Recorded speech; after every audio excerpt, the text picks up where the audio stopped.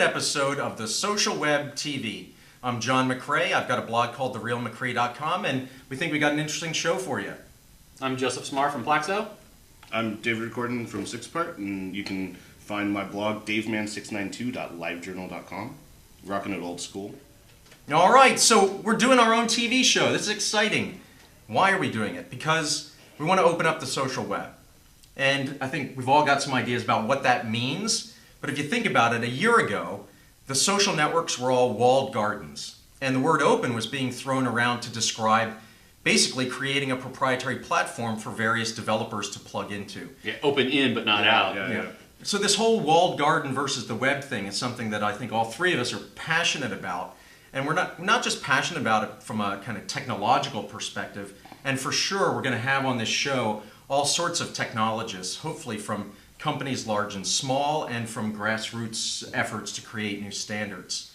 And there have been a lot of these open technologies, but not necessarily the best efforts to go and boil them down to take them out of sort of the technology and how do they really affect people, how can they help bring about change, how can they help open things up. And I think that's really important in terms of being able to use a show like this to help explain why does this stuff matter. Yeah, I mean, we all speak at conferences quite a bit, trying to help explain to people what do all these terms mean, what's real, what's not, where's the hype, where's it all going.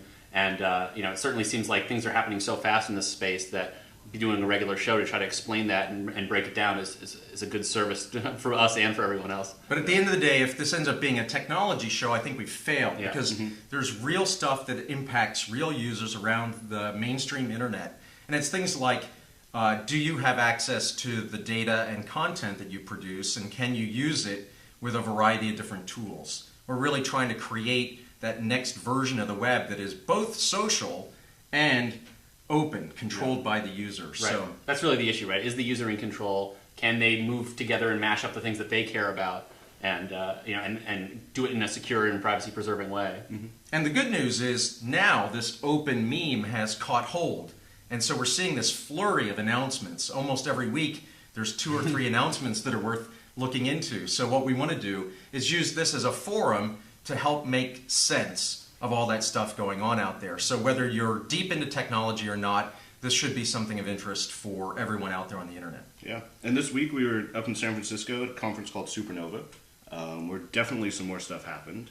Another exciting week. Another exciting week. Now before we jump into that, I want to do a shout out to 2 different people who have actually inspired, I think, all of us in a certain way, which is, we now have at our disposal the means to produce a show like this and put it out on the internet without spending a whole lot of money. We can go direct to you out there all over the internet. And 2 of the people that I want to shout out to are Gary V, or Gary Vaynerchuk from Wine Library TV, which, if you haven't seen it, is a really awesome show. And in fact, Redgee, could you bring up the URL somewhere down there? Yeah. Link it up. And Gary's not a technology guy. I mean, he's from New Jersey, and he's a wine retailer, but he's passionate about democratizing wine and wine tasting, and he's seized on social media as a way to get the word out. And so seeing what he's doing there helped us realize, hey, we should we should embrace social media as a way to explain all this stuff. Share our passion and just kind of do a bunch of short content that people can really get excited about and send around to their friends. And the other guy we want to do a shout out to is Robert Scoble, who is the Uber blogger, early adopter guy who uses these social media tools and stretches them almost to the breaking point. And he's done a number of interviews of all of us, and now he's doing a lot of it with live streaming right from his cell phone, and he keeps pushing the limits. So I'm waiting for Quick on my iPhone. So that's what we're doing. We hope to do a show every week. The people who are sitting up here might be different each week. We don't know yet, but we'd love to hear from you. So let's start first week. Yeah. Supernova. New conference. Well, not a new conference. It's been around for 7 years, I think? Yeah. But a conference we were all at this week up in San Francisco, and I think it might have lived up to its name. I'd say it's definitely a blast. Maybe a little explosive at times. Yeah. So, Joseph, you were on a panel. You want to tell us a little bit about?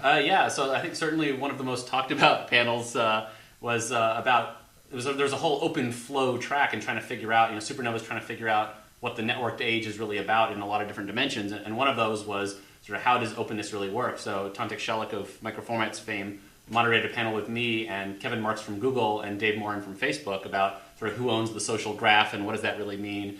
And it got a little bit heated because there's been this recent history where Google made this product called Friend Connect, which is sort of an easy widget-based approach to add social functionality to any website and sort of targeted at the long tail of sites that wouldn't necessarily be able to build it all for themselves.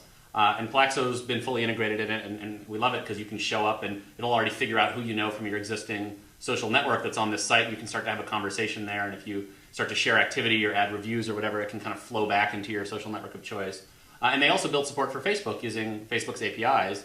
But then Facebook decided they weren't comfortable with that, and they shut off access. And this became something of a discussion point of sort of, is this really reasonable use? Does it work with privacy in terms of use? And how much of this is really about user control versus about these companies tussling? And there's still some sort of confusion there. I think, David, you had a blog post about that among other people. Yeah, I think Google Friend Connect, you look at it as sort of like plumbing for trying to get in there, filtering between social networks. So Google trying to help a user in terms of go connect it to your various social networks and then be able to interact with the people that you know across maybe 5 or 6 different social networks, as Joseph said, on the long tail sites. And certainly points to one of the visions we're passionate about in opening up the social web, which is that you should be able to have any 2 people in a garage coming up with some cool new social site where users can come and have a neat new experience, and there can be that little differentiation or that little niche that you're passionate about, and not having to make everybody start over from scratch. So it's certainly in that vein. And the objection Facebook really had to Friend Connect was that they didn't feel that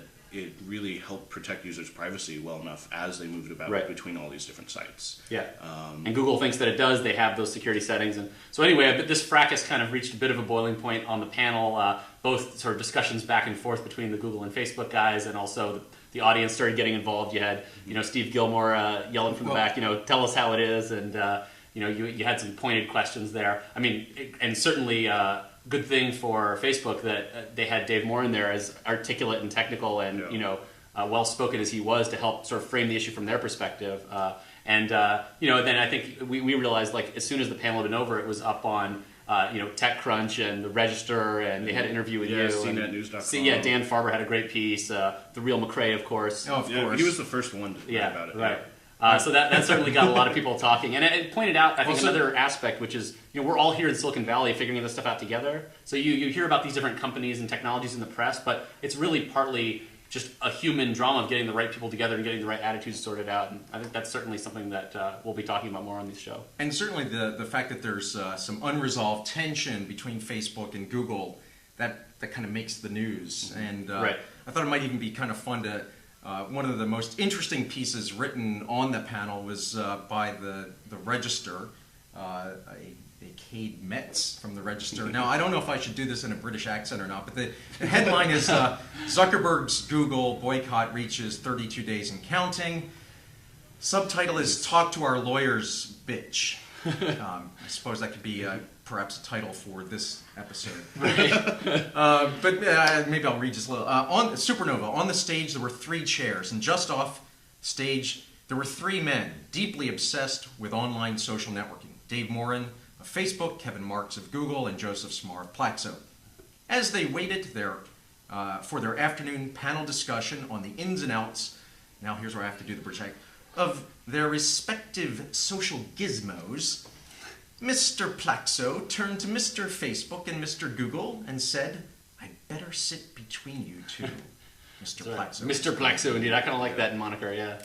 So tell us about it. I think one of the things that the reason that it's written in that kind of combative style is that, in fact, your blog post with this kind of beautiful screenshot showing the actual UI where it says disabled by Facebook. Do we have a screenshot of that we could throw up there? Yeah, I think we've got a screenshot. Okay. But I think that was really after Facebook disabled access to Friend Connect. Google didn't go and remove Facebook from the user interface. Instead, left the giant Facebook logo there, and where you'd normally have the link to connect your Facebook account, instead just wrote disabled by Facebook.